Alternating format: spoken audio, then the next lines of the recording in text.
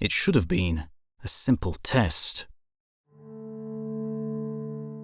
The wormhole stretched from the moon's orbit to an empty patch of space near Neptune, where a welcome party was already being arranged. It had taken huge effort and resources to reach down into the quantum foam and pluck a wormhole from those depths, but general relativity had predicted their existence, and now, here it was. With this technology, humanity could finally achieve the dream of interstellar travel. And so, after the last calibrations and tweaks, the ship and its brave crew entered the wormhole's throat, passing easily through the sphere of the entrance. Onlookers could see the retreating vessel gradually shrinking away as it appeared to move effortlessly to its destination, 4.5 billion kilometers away. At the other end, the reception party could see the ship approaching, slowly getting larger as the minutes ticked by. The test probe had taken roughly 30 minutes to traverse the distance, and the manned vessel seemed to be on a similar track. But then,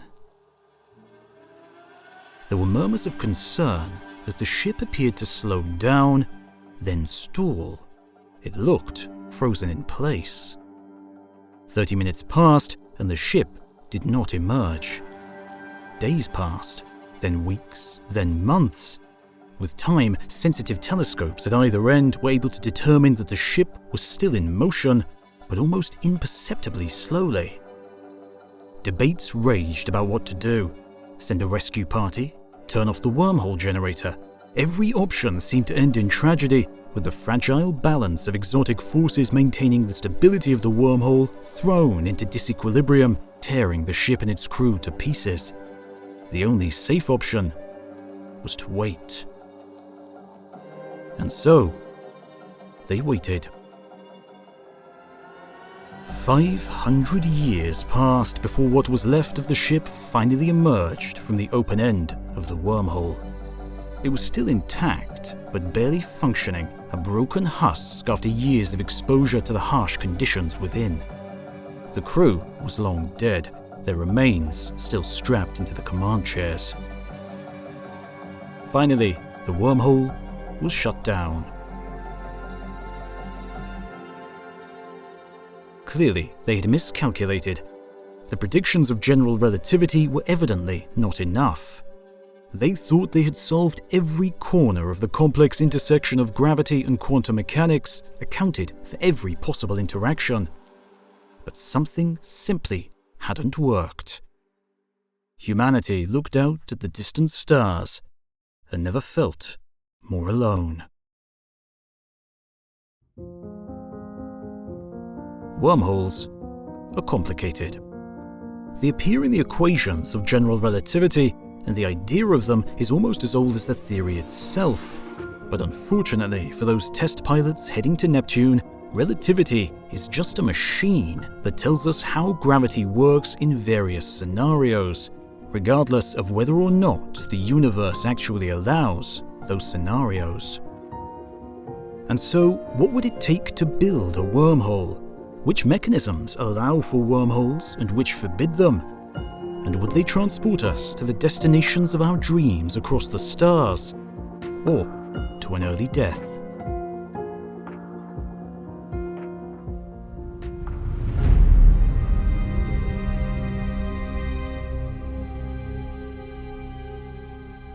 Since the beginning, history of the universe has had one simple aim: to tell the story of our universe, whilst also celebrating the geniuses who uncovered our world's secrets, but also the organizations where these revelations occurred, like experiments at CERN or science at NASA, without which we would know so much less about the cosmos. That's our passion project, but what would your passion project be? Whether you want to create documentaries, a podcast, a company that sells services, or a brand that sells products, Squarespace can help. Squarespace is super simple to use and easily allows you to build a totally unique online presence for your project. And members-only content in particular is easy to create on Squarespace, whether that be videos, blogs, online courses, or memberships. You simply upload your content and choose whether it's a one-time fee or a subscription model. You can also fundraise using built-in donation tools, giving you another way to get ambitious projects off the ground. The website design tools, templates, and styling options are also great features, helping you to quickly realize a visually stunning hub for your project, whatever it is. So, head to squarespace.com/history of the universe to save 10% off your first purchase of a website or domain using the code history of the universe and start your passion project today.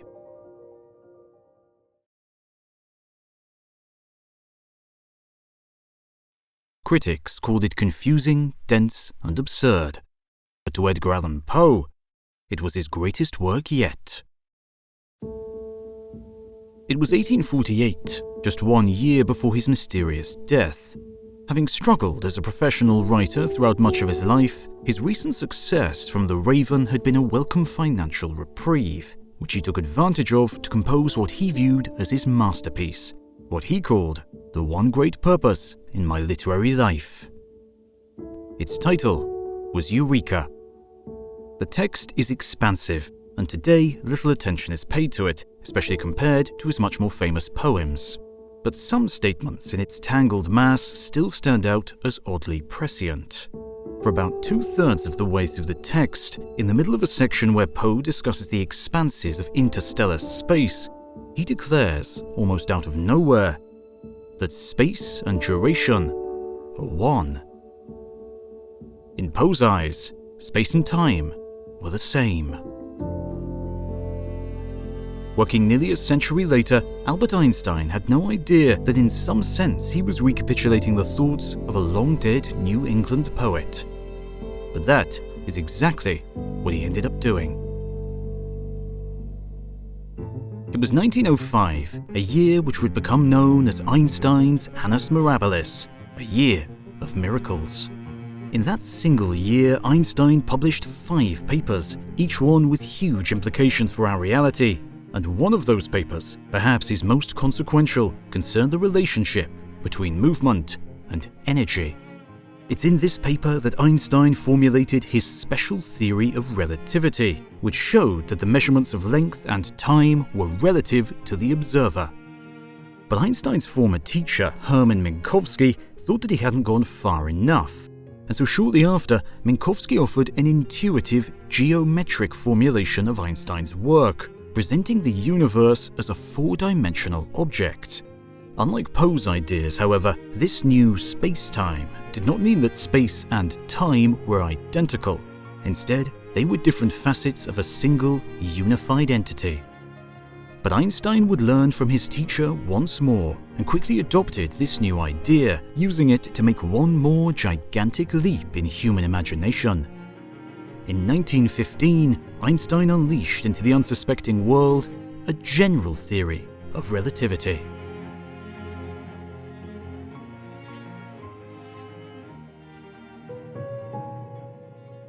In the language of general relativity, space-time isn't static.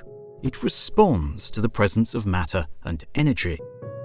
The unified fabric of space-time bends and warps due to matter's influence, and in return, that bending of space-time influences the motion of matter. Indeed, years later, famed physicist John Wheeler would sum it all up with the simple phrase, "Matter tells space how to curve, and space tells matter how to move." And it's happening all around you and within you right now. Ripples of gravity, known as gravitational waves, constantly slosh over the Earth, created by distant cataclysmic events. As they pass, they deform space. If you were to measure it down to the level of an atomic nucleus, you could feel yourself being gently stretched and squeezed by those passing waves. Much like Poe's writings, the theory of general relativity itself is beautiful, haunting, and sometimes complex and confusing. This is because general relativity is more than a simple physical theory of nature. General relativity is a machine. You start with an input, a particular arrangement of matter. Then you feed it into the equations of relativity and out pops an answer, a prediction for how that matter will behave under the influence of its own gravity. But general relativity doesn't tell you whether that arrangement of matter is real or not. It's up to you to to decide what is possible and what is impossible. Indeed, relativity is not alone in physics when it comes to this.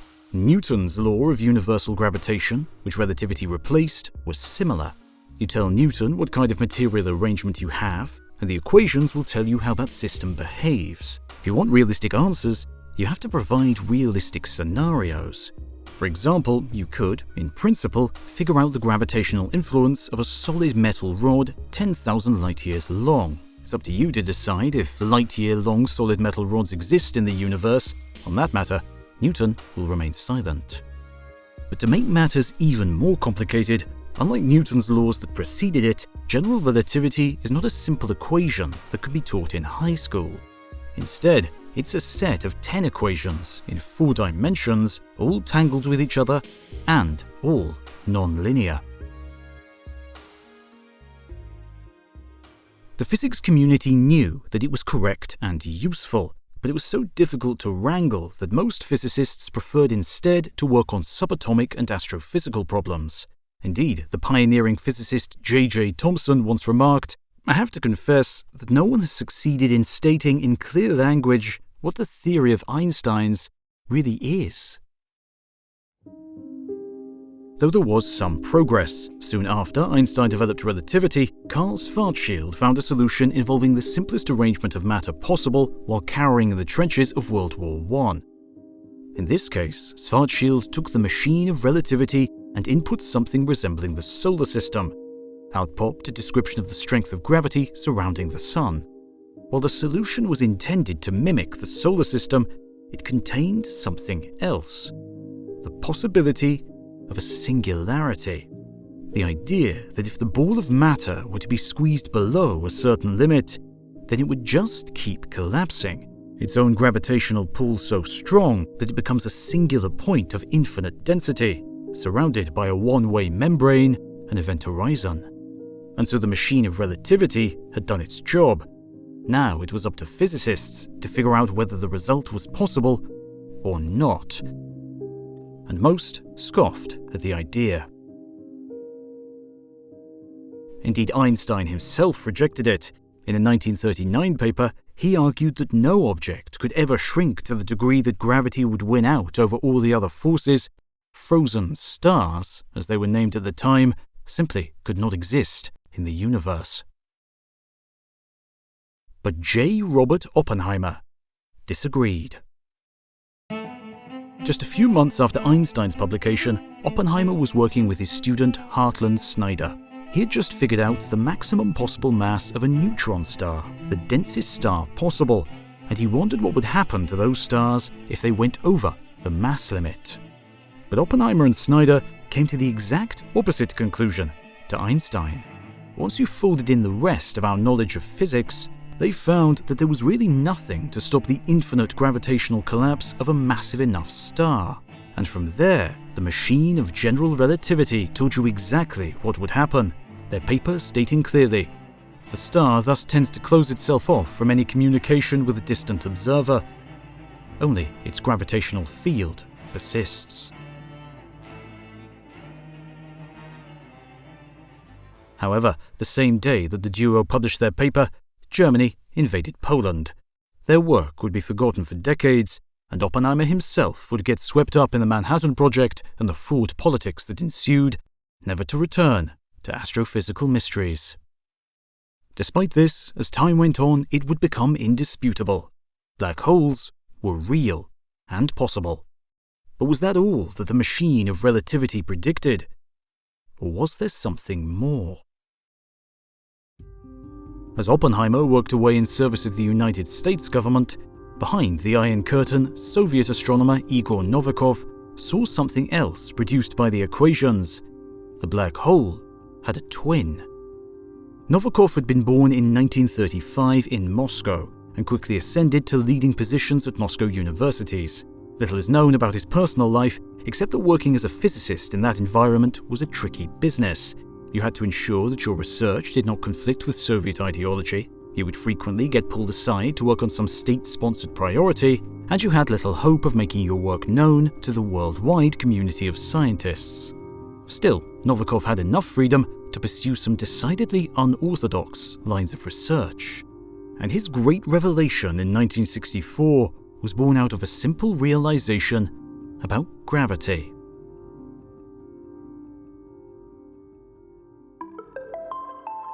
Imagine if we took a video of you tossing a ball up in the air and catching it. But we will be clever about the framing so we don't see your hand, just the ball going up and down. If we were to play back that video in reverse, would you notice? Both the forward and backward playthrough would look identical, just a ball going up and down. The mathematics of relativity are similar. They don't know if processes are going forwards or backwards in time. Once again, it's up to you to decide which is which. Gravity, including general relativity, doesn't care about time.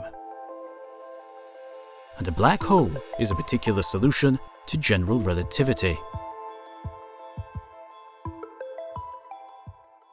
In 1964, Novikov realized that the equations of black holes could be run in reverse. Instead of trapping particles forever, they could eject particles forever. Instead of a black hole, it could be a white hole. Novikov had proposed this idea to explain mysterious bright sources appearing in astronomical surveys, but as he was in the Soviet Union and behind the Iron Curtain, his work was largely ignored by Western scientists. And white holes would be very strange beasts indeed, perhaps even stranger than black holes. They would still have singularities at their centers, but they would be surrounded by the opposite of an event horizon, an anti-horizon. They would still have mass, and so you would still be gravitationally attracted to one, but you could never enter. The anti-horizon forbids passage into the white hole, just like a black hole's event horizon forbids travel outwards. However, if you found yourself inside of a white hole when it first formed, you would not stay there for long. You would find yourself propelled outwards faster than the speed of light, like a flooding river that you can't resist until you exited the white hole. The white hole would continue spewing matter and radiation until it was completely empty, finally consisting of nothing more than a bare singularity and its anti-horizon. And if this is not strange enough, white holes can only have been formed in the past and are now exploding outwards, the exact time reversal mirror of a black hole.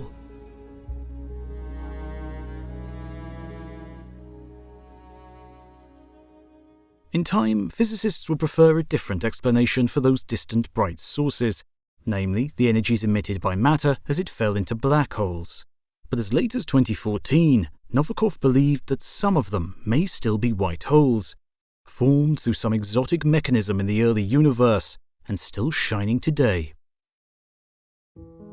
While most physicists disregarded the possibility of a white hole, a few were intrigued.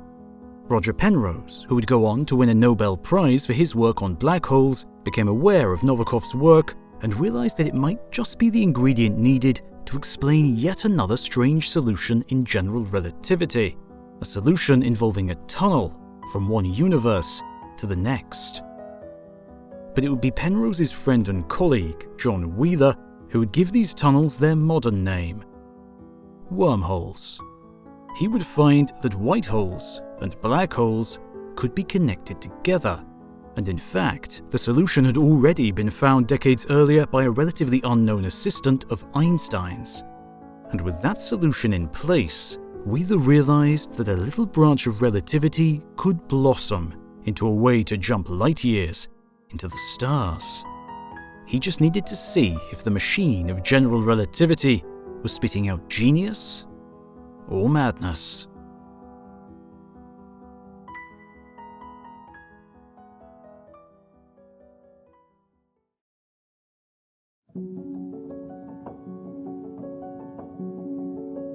Roughly a dozen people from countries across Europe and North America, men and women.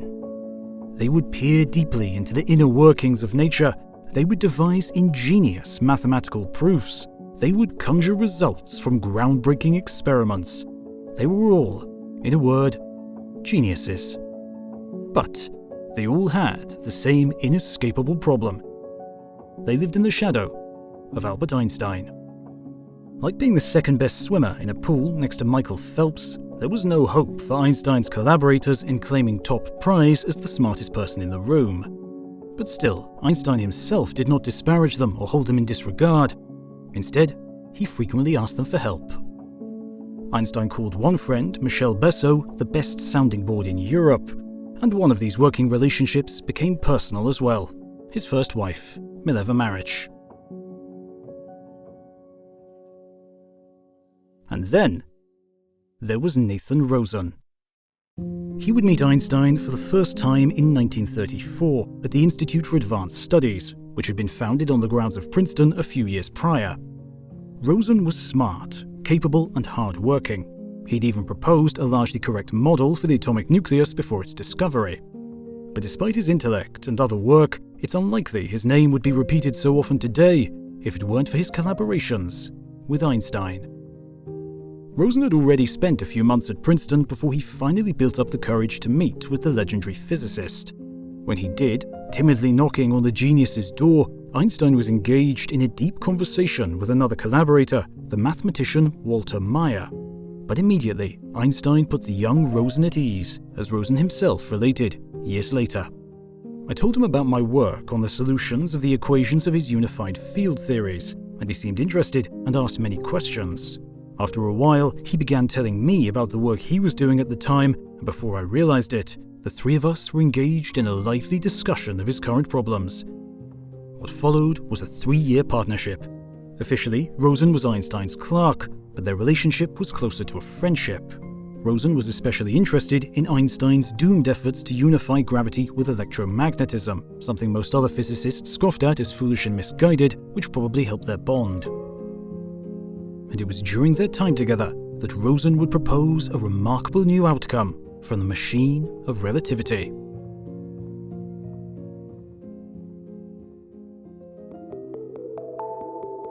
At that time, Einstein had been particularly frustrated by the appearance of singularities in his theories. As well as this, he was equally frustrated by the growing trend of viewing subatomic particles as having no size, no spatial extent. He'd sought a way to eliminate both problems, and Rosen came up with a way to do it. Rosen and Einstein imagined following the path of a line as it fell into a black hole and crossed the event horizon. Normally, we would consider this the end of the story. The line crosses the event horizon, is sealed off from the rest of the universe forever, and meets its ultimate fate at the singularity in the center. But Rosen had a radical suggestion. What if the line could keep going? What geometric construction would allow them to avoid the singularity altogether? It was an intriguing question, and Rosen had just the machine to answer it. General relativity. Rosen found that if you followed this path, you would end up back in the universe, but not where you started. The path would form a bridge between two different regions of the universe. There could be multiple paths, even shortcuts, within spacetime. To complete their theory, Rosen and Einstein added electromagnetic fields to the calculations, hoping that this solution that eliminated singularities could also explain the appearance and properties of subatomic particles. In other words, to describe particles as these bridges in spacetime. Unfortunately, the attempt did not work, and so these Einstein-Rosen bridges, as they came to be known, fell into relative obscurity. And so, it would be a further 2 decades before American physicist John Archibald Wheeler would resurrect this obscure idea of Nathan Rosen's and give the bridges a new name: wormholes. Wheeler had had an appetite for norm-defying questions since his youth. His mother recounted that one day when he was 4 years old and splashing around in a bathtub, he went suddenly still, looked up at her, and asked, "What happens when you get to the end of things?" And indeed, he never let go of that childhood curiosity and some childhood mannerisms, including a particular joy in racing down flights of stairs as quickly as he could. And it was this boundless energy that allowed him to investigate questions that nobody else dared to explore, including the mysterious bridges of Rosen and Einstein. For it was Wheeler that realized they might provide a mechanism for interstellar travel, that the bridges were no mere mathematical construct, but a tunnel in space-time that could be shortened. In principle, you could travel to distant stars with no more effort than a leisurely stroll or a race down a flight of stairs. But almost immediately after this revelation, he then realized that if you attempted to travel through a wormhole, you would be instantly obliterated. Rosen and Einstein had imagined travelling into a black hole without suffering the ultimate fate of the singularity and instead emerging somewhere else, safe and sound. In this sense, the other end of their bridge was a white hole, the mirror image of a black hole. Wheeler, who was one of the few to become aware of Novikov's work in the Soviet Union, realized that there was nothing in the mathematics of general relativity to prevent the existence of such an eternal black hole, a tunnel in space-time with a black hole at one end and a white hole at the other. Problem solved? Not quite. For these wormholes suffered from two fatal flaws. The first is that general relativity is not the only theory of physics. There is more to the universe than pure gravity. The second is that just because a wormhole can be created, it doesn't automatically mean that it will stick around. For decades, physicists had struggled with the concept of black holes and the vexing problems that they brought up. But eventually, evidence would win the day, and now all physicists accept their reality. However, this is not the case for white holes.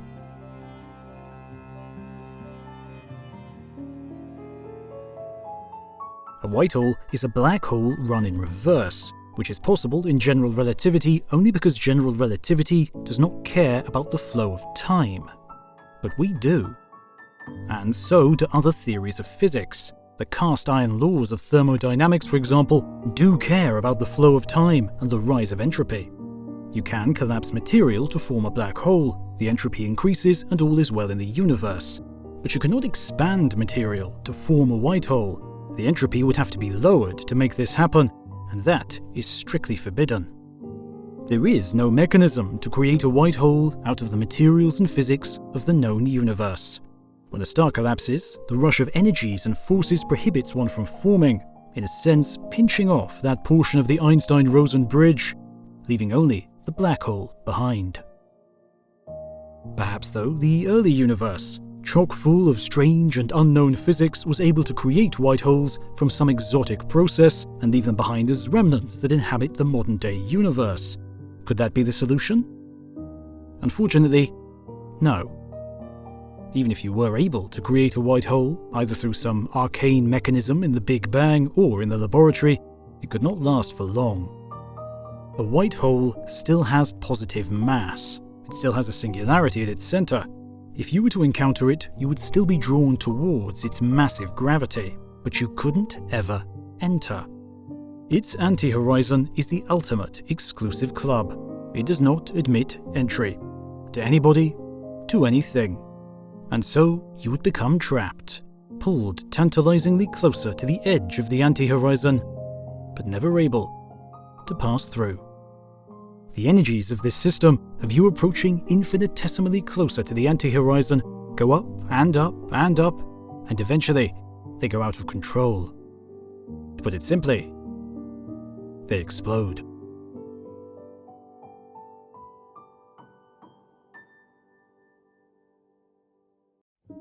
And so, there is no known mechanism that can create a white hole, and once formed, there is no known mechanism that can keep it stable. For these reasons, understandably, physicists do not believe that white holes exist in nature. Unlike their twins, the black holes, they are destined to be nothing more than flights of mathematical fancy embedded in Einstein's relativity. But dreamers like Wheeler and Novikov aren't constrained by a single theory. After all, we've updated our understanding of gravity in the past, and we expect, or at least hope, to update the general theory of relativity in the future.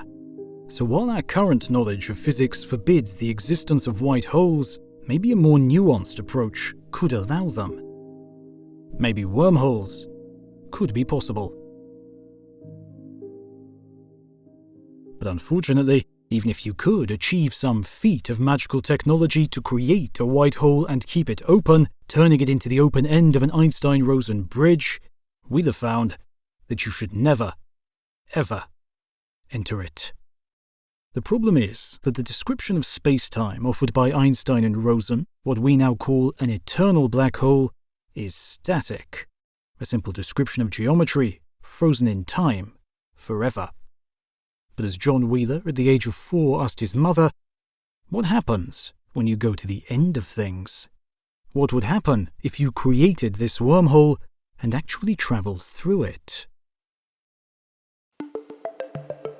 The interiors of wormholes are not pleasant places. They are not serene tunnels through gentle space-time. They would be regions of intense, voracious gravity. Gravity can do more than just pull straight inwards. It can also tear. Indeed, the Moon attempts to gently tear the Earth apart with every rotation, which we recognize as the tides. An object falling into a black hole is stretched and thinned before being atomized, a process physicists call spaghettification. And the gravitational forces inside a wormhole are also so strong, so intense, so tortured, that if one were to form, it would be compelled to stretch along its length and compress across its middle. Like a rubber band stretched too far, wormholes would simply rip themselves apart in a flurry of gravitational energies. In fact, Wheeler found that this destructive process happens faster than the speed of light. Nothing, not even light, can travel through the throat of a wormhole and safely emerge from the other end before the tunnel destroys itself. Briefly, you might glimpse a view of your destination. Light from either end of the wormhole can fall in. You could see the universe at both your origin and your endpoint. If someone entered from the opposite end, you could meet inside the wormhole tunnel. You could share stories and experiences from across the entire universe. And then the wormhole would collapse, and you would be left inside the black hole. Its singularity your only possible destination. You would die.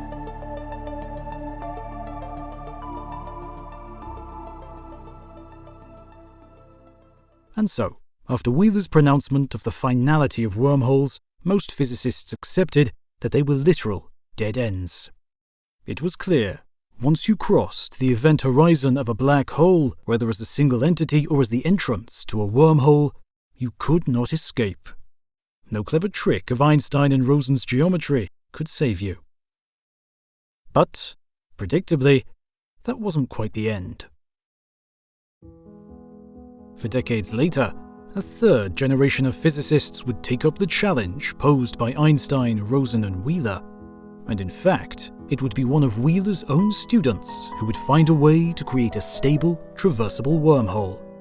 He just needed a little help from science fiction.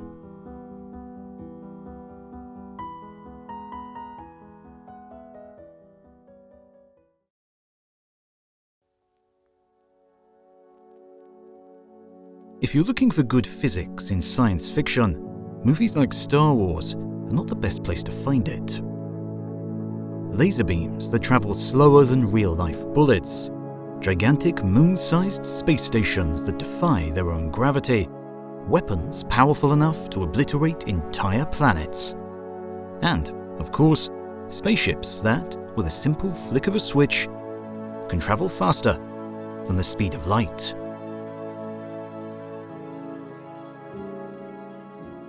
While Star Wars makes for great entertainment, it doesn't have the best grounding in known physics. But sometimes a writer or director comes along who wants to hew a little closer to our modern understanding of how the universe works. And one example of this is the film Interstellar, directed by Christopher Nolan.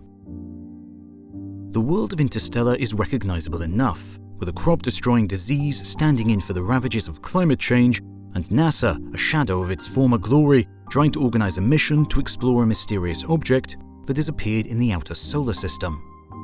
But despite this attention to real-life world-building, Nolan wanted his crew of astronauts to travel vast distances in short amounts of time.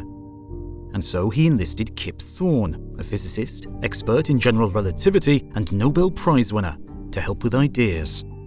Thorne tells the story. Chris considered travelling through space faster than the speed of light as non-negotiable. He used that phrase in our brainstorms. But in the end, after in-depth discussions, he came around.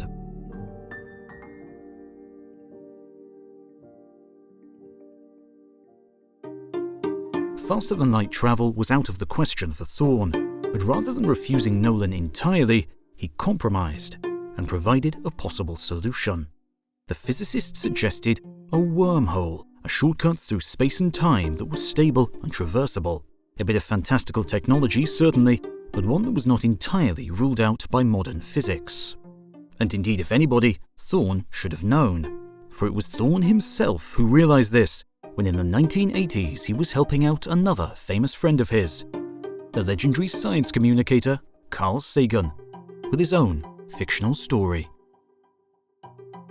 In Sagan's novel Contact, humanity receives a set of instructions on how to build a wormhole, and a team travels through it. In one exchange of dialogue, Sagan wanted his characters to muse on how it might be possible, but he didn't know what the characters should say. So he, like Nolan later would, turned to Thorne for help. Of course, by that time, wormholes were already known to be catastrophically unstable, so Thorne and his collaborators came up with a way to stabilize them. The idea was never intended as a serious venture into theoretical physics. Indeed, his 1988 paper on the subject, co-authored with Michael Morris, was titled Wormholes in Spacetime and Their Use for Interstellar Travel, and subtitled A Tool for Teaching General Relativity. For Thorne, this was business as usual. He once said in an interview, "Almost everything that I've done was something I never planned to do." It was clear that the wormholes of Rosen, Einstein and Wheeler simply didn't work. White holes aren't stable, assuming they can be made at all, and the bridges they form with black holes are only temporary. And so to make a wormhole useful, in Thorne's jargon, traversable, you have to solve two problems at once.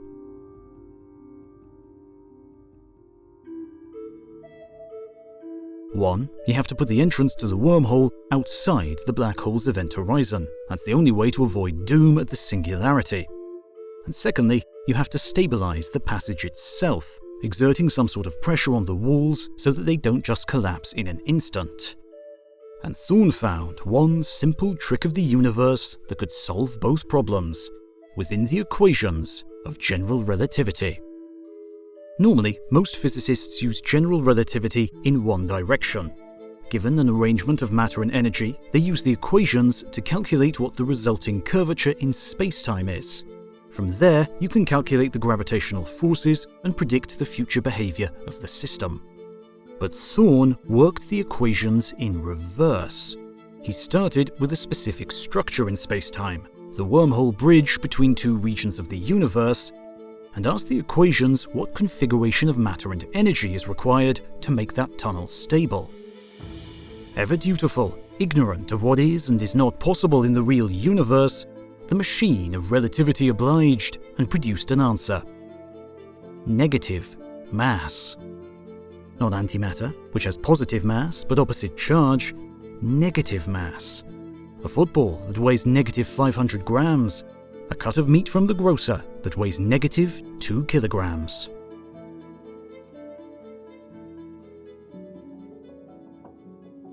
Negative mass doesn't pull and attract, it pushes and repels. If you fashion negative mass into a shell, space-time around it responds, pushing itself apart. This pressure can inflate the entrance of a wormhole to sit beyond the event horizon, allowing you to enter the tunnel without being swallowed by the black hole at its heart. That same pressure of the negative mass keeps the tunnel open, resisting its natural inclination to tear itself apart, and allowing objects, light, particles, spaceships, to travel through. There it was, the key to a working wormhole, laid bare in the cold mathematics of relativity.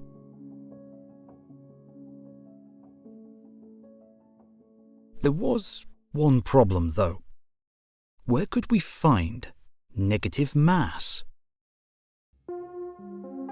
Despite decades of searches and experiments, physicists and astronomers have found no sign of matter with negative mass, dubbed exotic matter.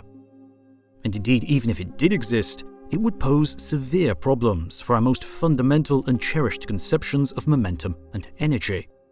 For example, exotic matter might behave in the opposite manner in response to forces. If you kicked a football with negative mass, it would go flying backwards, not forwards. If you dropped it, it would go flying up into the sky. Exotic matter would break our understanding of the conservation of momentum, the foundational principle behind almost every single theory of modern physics. Of course, it's perfectly possible for momentum conservation to be wrong, or at least inadequate, but after centuries of investigation, it has shown no signs of weakness, no cracks in its ability to explain how the universe behaves. And so exotic matter seems to be a dead end. But Einstein did show us that matter and energy are merely two sides of the same coin. So if exotic matter can't be made and fashioned into a wormhole, perhaps exotic energy could do the trick. And exotic energy found its beginnings in an old-fashioned shootout. It was just after World War II, and the streets of Copenhagen were standing in for the dusty thoroughfares of the Old West. Suit-wearing cowboys wielded mock weapons and entered into simulated duels with each other. One would have the choice to draw their weapon whenever they chose. The other had to wait for the opponents before they could make a move. One such participant was Hendrik Casimir, a young graduate student who was more interested in particle physics than fake gunfights. And watching over all of this odd experiment, stopwatch and notebook in hand, was none other than Niels Bohr, the godfather of quantum physics.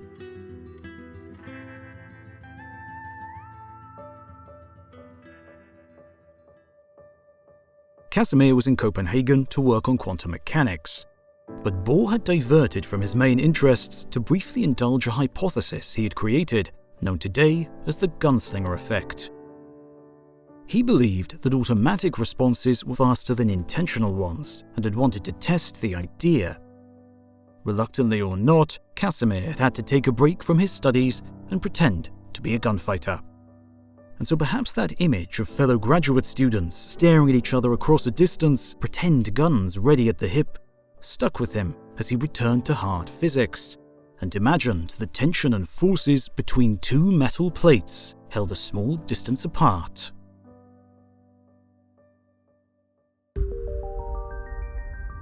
Studying the effects of quantum mechanics under Bohr, his calculations had shown a remarkable property.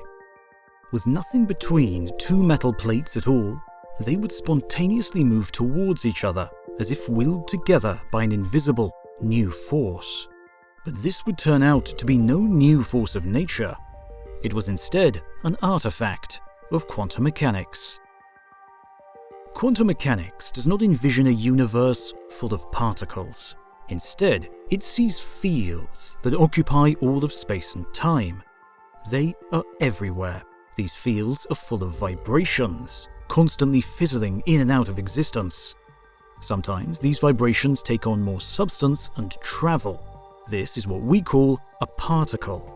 But most simply disappear before they can be noticed by the wider cosmos. And there are, in fact, infinitely many vibrations occurring all throughout the expanse of the universe. However, between the plates, those vibrations are restricted. Through careful calculations, Casimir was able to show that the difference in vibrations outside and inside of the plates led to a gentle push, a force that would impel the plates to come together. And since the region inside the plates had less energy than the average energy of the vacuum, it could be said that the Casimir effect, which was named in his honor, is an expression of negative energy.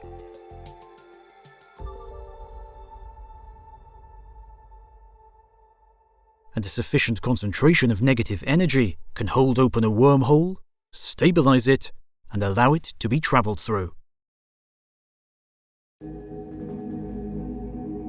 Such a wormhole would be a thing of wonder, completely unlike anything else observed in the universe.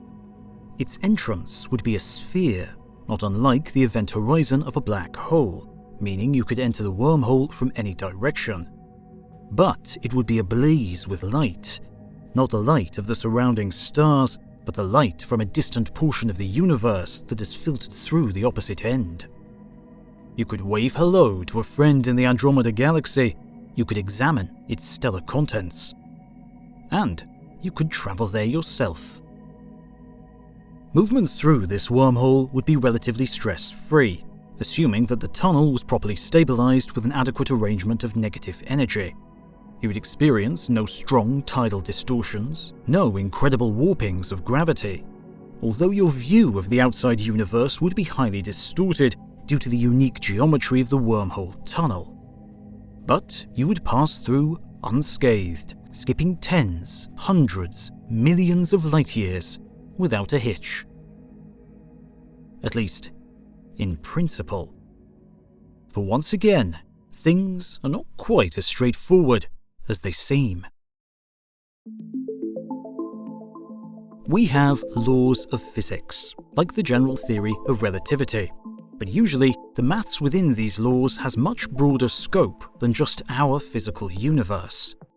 For example, some solutions to relativity are permitted in our universe, like black holes, while others, like white holes, are not. And so, to help navigate this, over the decades, physicists have developed a set of rules to guide which solutions are permitted and which are not. These rules are called energy conditions.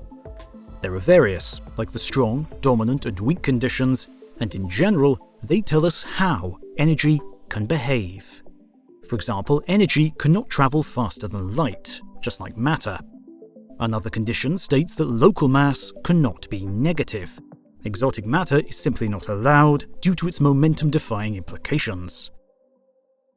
Yet another condition says that local gravity must always be attractive. There may be repulsion, as we see with the accelerated expansion of the universe, but that cannot happen at small scales. The Casimir effect violates the weak energy condition, the rule that energy must always be positive. But of course this is only true in the hyperlocal space between the plates. If you average out over a larger volume, including the plates and surrounding environment, total energy is positive and the energy condition is restored. It is an open question in physics if any of these energy conditions can be violated at large scales. They seem to hold true, but again, they are only guesses based on our experience with gravity. It is possible that strange quantum oddities like the Casimir effect could be amplified by a sufficiently advanced civilization. Indeed, quantum theory predicts the existence of numerous, even infinite, wormholes. The same quantum fields that constantly vibrate and fizzle in and out of existence give rise to an invisible sea of particles, which in turn disturb and disrupt space-time at the tiniest scales. This is called the quantum foam. A roiling sea of broken and unruly space-time operating at such small scales in time and space that they escape notice. That foam contains countless sub-microscopic wormholes, and so perhaps, as Thorne mused in his 1988 paper, an advanced civilization could take one of these ultra-tiny wormholes and pluck them out of the quantum foam, carefully enlarging them to macroscopic proportions. Perhaps they could find a way to violate the energy conditions at large scales, allowing a Casimir-like effect to go from minute distances between plates to span intergalactic lengths. And perhaps that civilization could use that technology to allow a brave crew to travel to distant stars.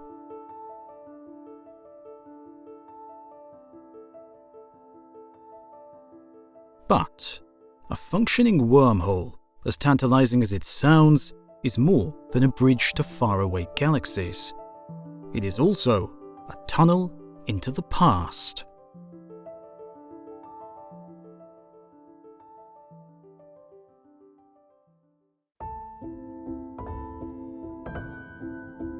You receive an invitation to a party. The location is the University of Cambridge. If you need more precision, the coordinates of the party are at 52 degrees, 12 minutes, 21 seconds north, and 0 degrees, 7 minutes, 4.7 seconds east, and the party takes place precisely at 12 noon Universal Time on the 28th of June in the year 2009. There will be champagne, and your host is none other than famed astrophysicist Stephen Hawking. At that precise place, and more importantly, time, Hawking arrived at the room he had reserved. He sipped some of the champagne and waited, and after several hours of nobody showing up, he departed. And then, and only then, after the party had concluded, did he distribute his invitations. It was a party for time travelers.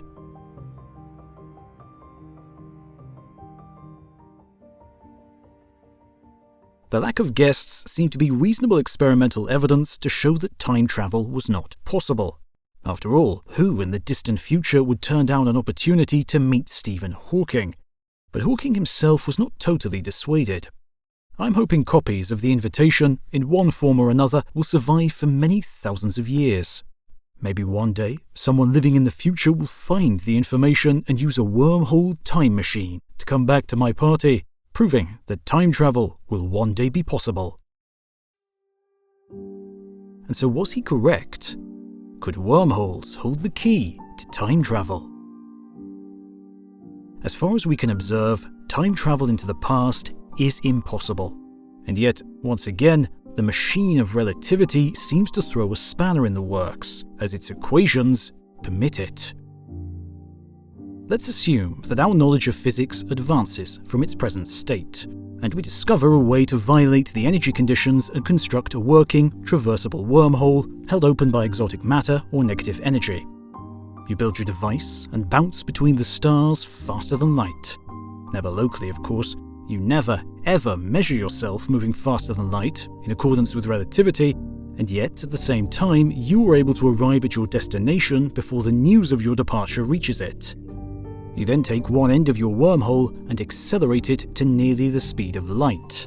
Indeed, it doesn't matter where you take it, what matters is that it's fast. Due to special relativity, that end of the wormhole experiences time dilation, its clock becoming unsynchronized with the other end. And so, if you travel outside the wormhole, back to the other, non-accelerated end and travel through, if your journey time outside the wormhole is less than the difference in time between the two ends, you can arrive before you leave. Wormholes aren't just shortcuts in space, they are shortcuts through time. If the universe allows us to build wormholes, it automatically means that it allows us to build time machines.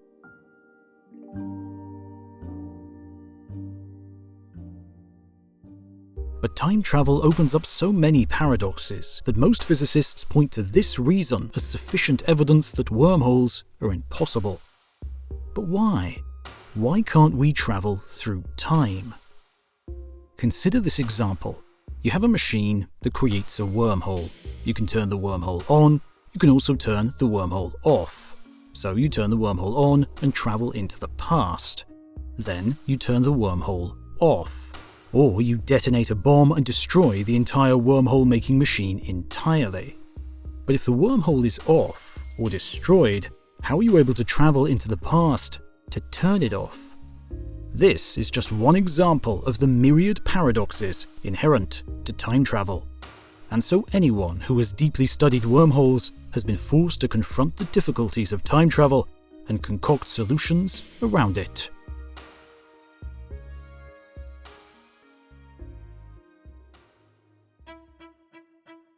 Novikov himself, the father of white holes, created the self-consistency principle. He suggested that perhaps time travel is allowed, but only in certain limited cases where the past remains unchanged. For example, you throw an asteroid towards the entrance of a wormhole, but at the last minute, just before entering, another asteroid comes flying in, knocking yours off course. It still flies into the wormhole, but at a trajectory you did not anticipate. The asteroid travels through the wormhole and emerges out the other end in its own past, only to collide with itself just before entering the wormhole. and so the history of the universe remains consistent, with the past unchanged. Some unknown mechanism prevents the past from being altered. But other physicists rejected the idea of time travel altogether. Indeed, in a 1992 paper, Stephen Hawking himself said, "It seems that there is a chronology protection agency which prevents the appearance of closed time-like curves and so makes the universe safe for historians." Hawking's chronology protection conjecture states flatly that time travel is forbidden. Instead of trying to find a way to allow wormholes and thus time travel to exist, we should instead use the information provided that time travel appears to be forbidden as a guide to building an improved theory of quantum gravity.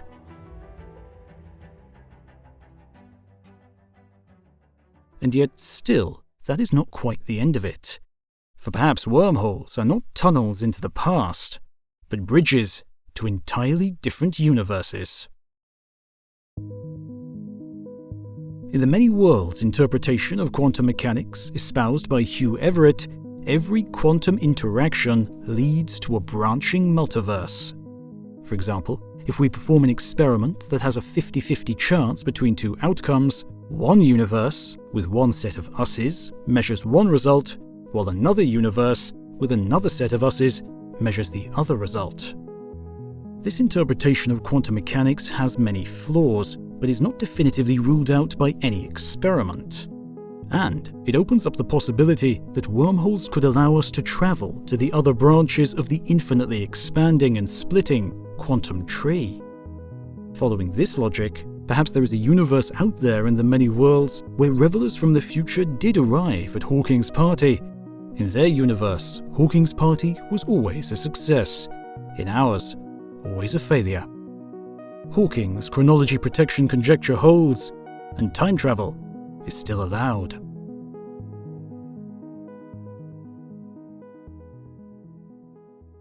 And so, the presence of wormholes in the equations of general relativity opens up a whole range of intriguing, tantalizing possibilities. The ability to leapfrog amongst the stars, the capacity to jump into our own pasts. Perhaps wormholes are forbidden by some yet-to-be-known laws of gravity. Perhaps they are allowed but contain hidden flaws and hidden traps. Or perhaps they are just too slow. In 2019, a team of researchers at Harvard University and the Institute for Advanced Study, the same place where Rosen met Einstein nearly a century before, found a way to concoct wormholes without needing exotic energy. But there was just one catch. These wormholes took much longer than expected. They weren't working with a model of gravity applicable to our universe. Instead, they were focused on a special sort of spacetime that only has two spatial dimensions and one of time. Surprisingly, this wormhole requires no exotic matter to stabilize it. Gravity itself takes on a repulsive character in the extreme geometries of the wormhole tunnel, which is more than enough to hold it open and allow for passage. But an analysis of that same geometry revealed that such a tunnel could not be used to skip around the universe faster than light. Indeed, paths flowing into the wormhole were even slower and longer than paths that remained in flat space. Not only was this wormhole a poor way to traverse the cosmos, it was worse than not building one at all. Admittedly, the researchers had used a modified structure of space-time to study this wormhole, a structure that is not the same as the physical universe. But it still leads to the intriguing, if frustrating idea that wormholes may very well be possible, but they also may very well be useless. Despite these recent discoveries, in general, in our universe, the current consensus among most physicists is that ultimately, wormholes are not allowed. But they can still serve as useful playgrounds to test new ideas in gravity and quantum mechanics, to study physics in one of its most extreme configurations imaginable, to use their strange behaviors as a probe not into unknown regions of the universe, but into the corners of knowledge currently hidden from us. As Stephen Hawking said when reflecting on the difficulties of understanding wormholes, time travel and quantum gravity, not only does God play dice, but he sometimes throws them where they cannot be seen.